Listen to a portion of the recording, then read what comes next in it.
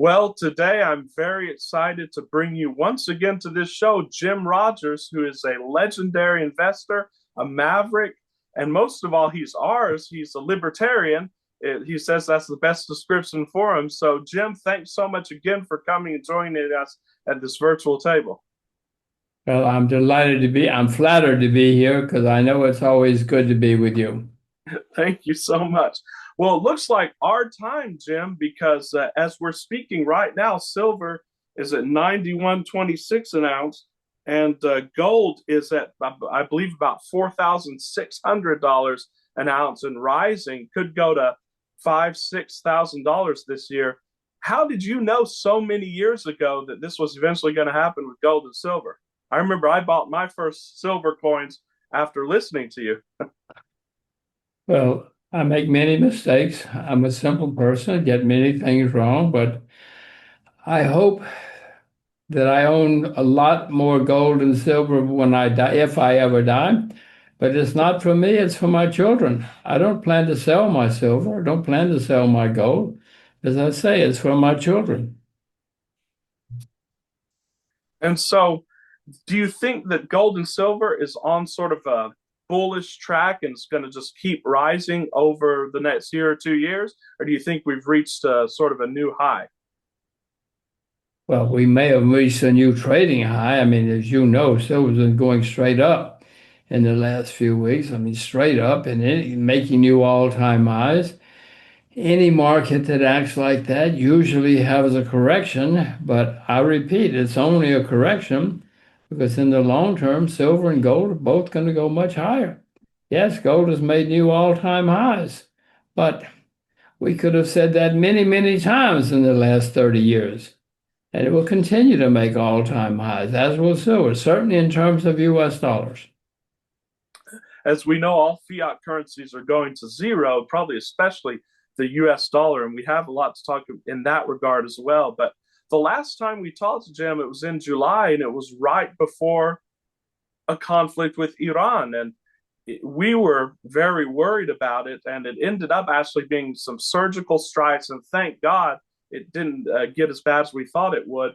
Now we are in another uncertain situation with Iran, and there are thousands of people in the streets. It's calming down now, but what is your view of the situation? Have you heard anything about the situation from any of your sources? Well, I don't know any more than you do. We all know what we read in the press and what we see on the television. I do know that the people in Washington like antagonism. They like being dirty to people and nasty to people. I mean, I hate to say it, but in my lifetime, we've had many wars in the United States, many, more than probably any other country. Washington seems to like war. I certainly do not like war, but Washington seems to. And somehow or another, they go around and get us in more and more wars. It's not good for the US, it's not good for the world, but Washington likes it. It must make them money, but it seems that Trump has dialed back any calls that he was making last week or any predictions of war that he was making last week. And people like Lindsey Graham are very upset. The warmongers seem to be very upset today when it was announced that the plans for war have been drawn back. Well, I repeat, for most of our history, US history, people in Washington have liked war. And certainly in the last century or so, people in Washington seem to get us into more and more wars. For some reason, they think that we can never lose a war, that the US is always right, and the more war, the better. We must save the world. It's not my view. That's Washington's view. It is. So, what do you make of Trump's view on this? Because while we've talked about it a lot, and I remember I watched an interview with you when he was running against Hillary, and you said that if Hillary wins, we'll be at war eventually. If Trump wins, we'll be at war immediately. And it seems like Trump does like war, but the difference I see between Trump and, say, Bush is that Trump goes in for these surgical strikes, like, for example, what he did in Iran in July.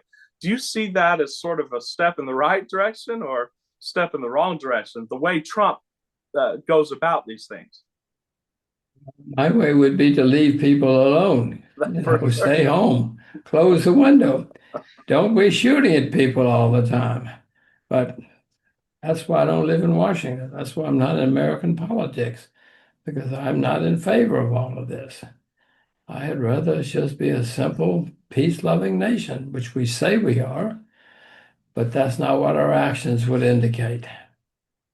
It is not. And what do you make of this resurrection of the Monroe Doctrine? Trump's calling it the Don Road Doctrine, whereas he believes that America, or the United States of America, rather, should be the strongest force in the Western Hemisphere, and that no other country should come and influence the Western Hemisphere. We saw this with the arrest of Maduro in Venezuela, and we see it with now his more bellicose policies towards Cuba and even Mexico, and now even wanting to conquer Greenland. What do you make of this doctrine?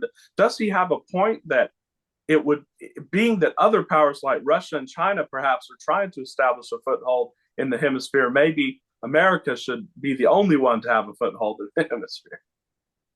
Well, listen, I'm an American like you, a loyal American, but I do understand enough history to know that when a country starts trying to control its whole continent, it has often led to problems. As far as I'm concerned, let people live and do what they want to without us or anybody else telling them what to do. And I don't want anybody telling us what to do. But Washington likes to get involved. They think they're omnipotent and that everybody should listen to us and do what we say because we know best. We don't, but we think they think we do. Well, like Mises said, they're drunk with power. And there, Alex Jones mentioned a point that perhaps Russia, China, and the U.S. came to a sort of secret agreement, and the U.S. has told Russia that we will allow you to have the Ukraine, and they told China we will allow you to have Taiwan if you give us free reign in the Americas. And it seems that Russia and China have done nothing regarding our little adventure in Venezuela. Do you think something like that might be in the works, where we have sort of a secret deal to divide up the world again? I know that history shows that many nations have constantly had secret deals, what they hope are secret deals. And yeah, I mean that's the nature of human beings, and that's the nature of power politics, international power politics. Is it good for you and me? No. Is it good for the world? No. But Washington doesn't care. They all get excited and run around, talk to each other, think they should tell everybody what to do. Yes. So how would you rate Trump's presidency for the last year? Do you think it's better than the last person in there? Do you think that it's just the same garbage? What is your basic opinion of his presidency so far? It's always the same garbage, whoever it is, whenever it is. Uh, Mr. Trump, doesn't, he's not like Margaret Thatcher, who we always knew what she would do. If something happened, we knew what she would do. But Mr. Trump wakes up, watches TV, and then decides what to do based on what he saw on TV. I don't think he has some kind of underlying deep philosophy like Margaret Thatcher or other people. He does what he thinks is best at the moment. Is that good or bad? We'll find out. History will tell us. Yes, history will tell us. So, what do you make of the tariffs in light of what Trump and Bessent and others have said that perhaps we won't have to pay taxes? A few weeks ago, Trump said perhaps we won't have to pay income taxes anymore and we could do it all with tariffs. In that light, how do you see this strategy of tariffs? Well, the U.S. began as a tariff. Well, most of the money came from tariffs. Fortunately, that did change eventually. But I mean, I'm not in favor of tariffs. Tariffs is another form of taxation on you and me and all the rest of us. In my view, it's not good for the citizens, but Washington doesn't know that, and they don't think that way. They want to get easy money, and they want to blame other people. So I would say no, but who cares what I would say? And so, moving on a little bit to the world economy, the US economy and the world economy, It seems that jobs remained flat in December when they thought that they would increase. Of course, these are the lying government numbers, but even the lying government numbers are bad. Average U.S. long-term mortgage rates hit the lowest point, I believe, in more than a decade, but home sales are still at a 30-year low. Home prices, of course, are inflated. Do you think we're headed to a recession very soon and even to a housing collapse like happened in 2008 that you predicted? Well, I certainly have no clue, but I do know that the U.S. markets economy has had its longest uninterrupted positive pace ever in history. This has been going on since 2008, as you point out. This is 2026. That's 18 years. Never in American history have things been so good for so long. Now, Washington will tell you, oh, don't worry. We know what we're doing. It's going to go on forever. That makes me worry more. Never has gone on forever. I know it's the longest ever in history. We're probably going to have a serious problem someday. And when we do, it's going to be a very serious problem because the debt is so unbelievably high. No country in world history has ever had the kind of debt that we have, which is getting worse every day. So when we have a problem, it's going to be a serious problem. And people like the Austrian economists, people like you and Peter Schiff have been predicting this for a long time. We're finally seeing the precious metals prices in the range that we've predicted. But why do you think it's taken so long? Because according to Austrian economists, this collapse of fiat currency has to happen with the way we've been printing money, with the way we've been running our economy. Why is it taking so long for that to happen? Well, you say so long, but I mean, gold has been going up for many years, for decades. Doesn't go up, nothing goes up every day. At least nothing I own goes up every day. Likewise, silver, but silver's at an all-time high.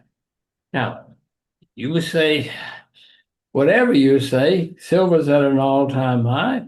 Yes, it's taken a while to get there, but it's there. I own silver. I'm not selling silver. If it goes down, I hope I buy more. I know that history shows that in the long run, whether we like it or not, gold and silver will protect us.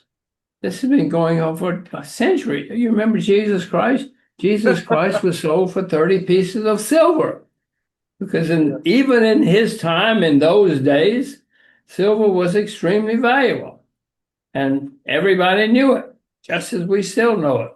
So I'm not selling my silver. My silver and gold are for my children.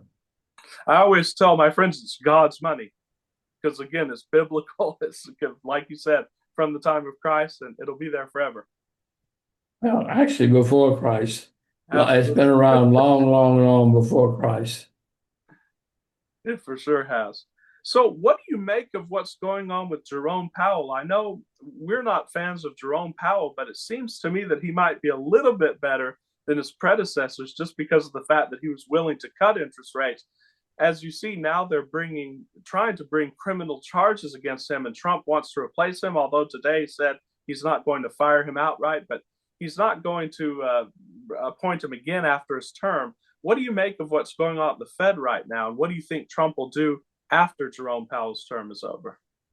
Well, we all know that technically and legally, the central bank is supposed to be totally independent. We also know that history is pretty clear. I mean, they read the same newspapers you and I do. They watch the same internet you and I do. So they cannot and will and they are not totally independent. I wish, I mean, we've had two or three totally independent Federal Reserves in history, but not usually. I mean, it would be wonderful if they all made independent, serious decisions that were good for us. They never have. They rarely have. And that's the nature of human beings. I mean, they all live in the same town. They read the same newspapers. They watch the same television. And I wish we could say something different, but the facts are not. But isn't it better that even though the Federal Reserve is corrupt, isn't it better that we have that quasi-independent body rather than President Trump just directly deciding on interest rates? No, of course it's better, quote, better, but I wish the reality were even more real, even more serious, and throughout American history for the last, well, it's a little over 100 years now, since we've had a new central bank. I wish they were independent, but they all live in the same town. They read the same newspapers. They watch the same internet. Precisely. And going into sort of the domestic front and going into what's going on with Trump's presidency, I wanted to just play this clip. You know Jesse Ventura, the former governor of Minnesota. I certainly know who he is, and I've met him, yes. Yes, well, he gave a an interview to journalists recently. I just wanted to show you this clip and then have you comment on the state of affairs here. Maybe it's time for Jesse. I only did one term. I'm owed a second. You want to know something? Oh, wait. I'll give you a quote. We're a third world country now. He's saying we're a third world country you now. Know why? I'm an expert. I've been to them. I spent 17 months in Southeast Asia while the draft dodger was playing golf, right? You know how I know we're a third world country? Because in third world countries, they have the military doing their police work in the cities when you walk around. I was in the Philippines the day Ferdinand Marcos declared martial law and went under dictatorship. We went from nobody to a guy with a machine gun on every corner. That's what happens in a dictatorship. So we have military in the streets. We have ICE killing people. If you heard about this lady last week who ICE killed, whether she made a mistake or not, but it seems like it was heavy-handed and unnecessary. Do you think we're quickly spiraling towards sort of a dictatorship situation in the United States with the Trump administration? Well, dictatorship, it depends on how you define. I don't think we're going to have, somebody like, well, who knows, but I don't think we're going to have somebody like Adolf Hitler sitting in Washington telling Congress and everybody else what to do. We have that situation where the president and others are telling everybody what to do and trying to control everything. But it's in terms of a normal definition of dictator, we're not there yet. Where certainly power is becoming more and more concentrated in the executive branch, and it has been for many years. It's getting worse, but we're not quite to this situation yet where Mr. Hitler is knocking on the door and says, this is what you must do. Mr. Trump's trying to do that, but he's not quite effective, totally 100% effective yet. You think the other branches of government are sort of holding their own, being that the courts can counter him in certain regards? Well, I mean, I can read the same papers you do, same internet you do. Yes, we all know. As I say, they all live in the same city. They all read the same newspapers, watch the same TV. Yes, whether we like it or not, and I don't like it, but the facts are that the people in Washington, they all talk to each other and talk to each other's friends. And listen to each other, unfortunately. It's like an echo chamber. Well, whatever it is, they all know what each other's saying, and they know what each other's thinking. Sure. And we've talked about immigration before, and we both like immigration. Do you think that, what do you think the immigration policy should be, if there is one at all? Do you think it just should be completely privatized, and that if anyone who comes here who can get a job should be able to come here? Or do you think we have the right to make certain laws on who we want and don't want to come in? Well, since the beginning of the America, it's been open borders. Immigrants came here from whenever they wanted to. I mean, they didn't even have passports 100 years ago. I mean, they just got on a boat and came to the U.S. and knocked on the door. They didn't even knock on the door. They just got off the boat and came in. And that was the way it was in the U.S. That's how you and I and all the rest of us got here. Our forebears just showed up. I mean, they started passing laws, immigration laws later, but in the 1920s, I guess is when it actually started. But no, as far as I'm concerned, I'd let anybody come who wants to come as long as they're law-abiding people and want to work and pay the rent and pay their bills and play by the rules. But listen, that's why I'm not in Washington. Very few people, certainly in times like this, very few people agree with that. That's been the case in Washington for most of our history, but not now. For sure. And so, living in Singapore, and I'm sure you've been to China recently, what is the attitude in the street now in China and in Asia regarding what the United States is doing and regarding Trump in general? Well, I mean, nearly everywhere I go, including China, most people, most citizens like the United States. They love American TV, American movies. They love our prosperity and our success and our history. So most people are keen. Most people are not keen on the U.S. government, nor am I for that matter. They Nor am wish I. that they wish the U.S. government would leave everybody alone and just open up. But as far as my experience in the world is, most regular human beings like the U.S. and like Americans. They wish America wouldn't bother them. So do I, but those are the facts. Certainly.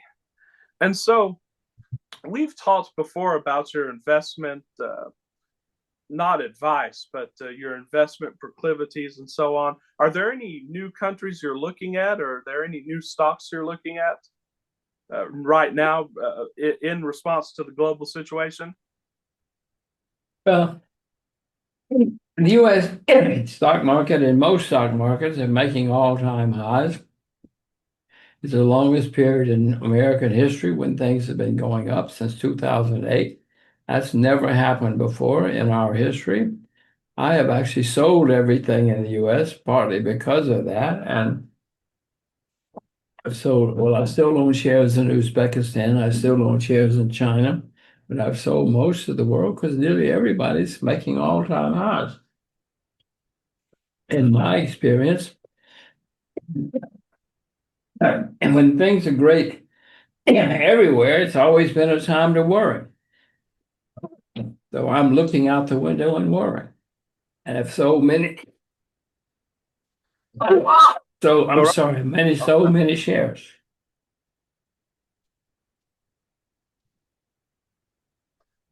Sure. So you mentioned in one of our last conversations that speaking again about domestic policy here, that libertarianism has not taken root really in America. Although for certain times they've had a fringe popularity, but we haven't taken root in America. Why do you think that is? Well, part of it is historical with any country. Most countries look at the structure, the existing structure, and go along with it. Yes, there are always dissents and people who want to change things, but the existing structure in the United States has been a couple of political parties, and so that's what takes hold, and that's in charge. Now, many people, many times in our history, the U.S. has been libertarian philosophically and even politically, not officially, but in practice. I hope that that will continue, that as things develop, that we will all become more and more open in our thinking and more libertarian in our voting. Whether we vote for, quote, libertarian parties, not is not the main issue. The issue is the policies and the principles and the way we live.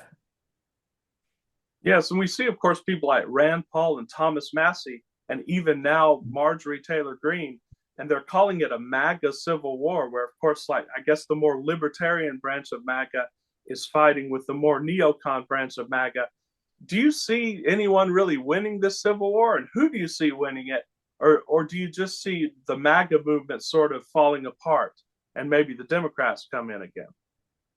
Well, the way history works is whoever's in charge stays in charge until there's a problem or especially a crisis, and then everybody looks for a change. Whoever's in charge says, ah, it's them. It's those bad people. They don't know what they're doing, so you better vote for us to save you.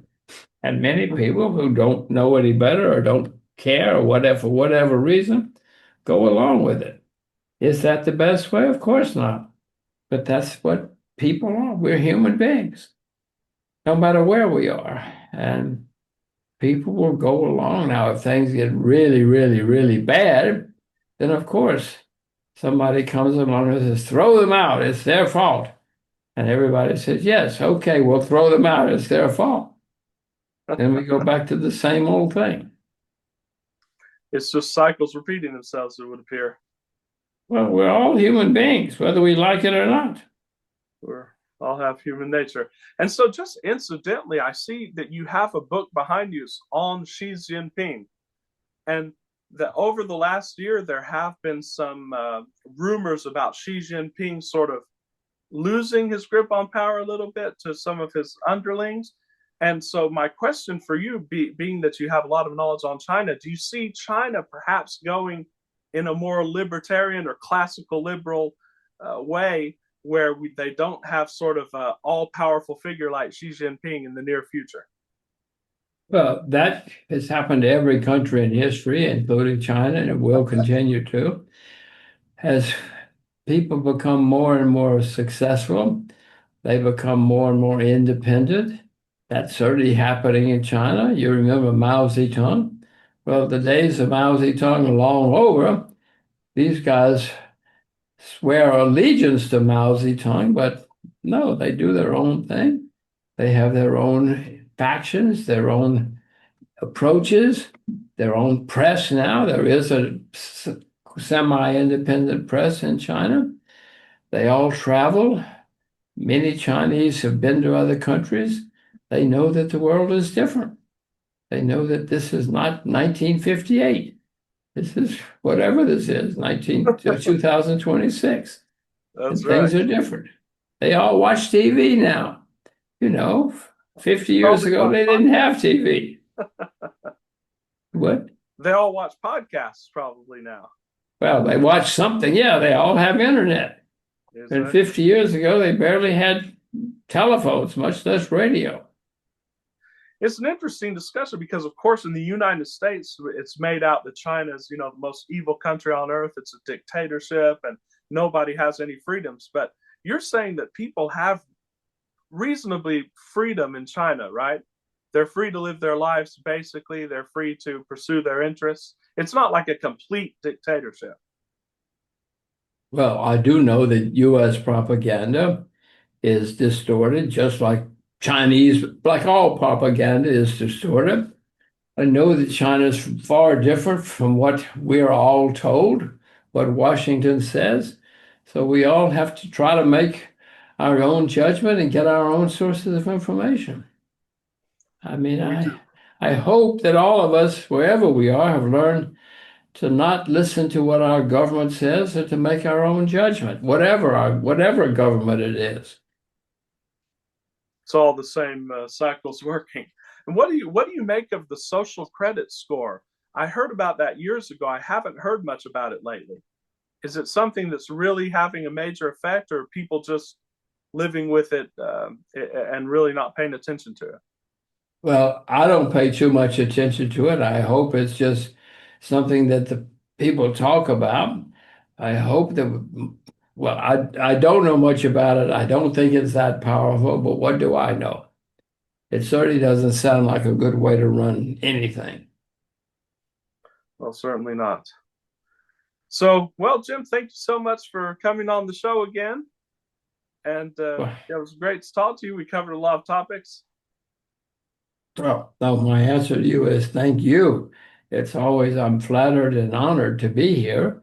I always learn because you know what you're doing. So well, keep it up. And keep it up, Teachers help us all learn about the world. Even when you're wrong, we learn. It's very important. I agree. Yes. I wish everybody would learn that. So keep up the good work. I look forward to another time someday. So do Thank I. you, Thank you thank so you, much, thank Jim. you. Have a great day. Happy New Year. Happy New Year to Thank you. you.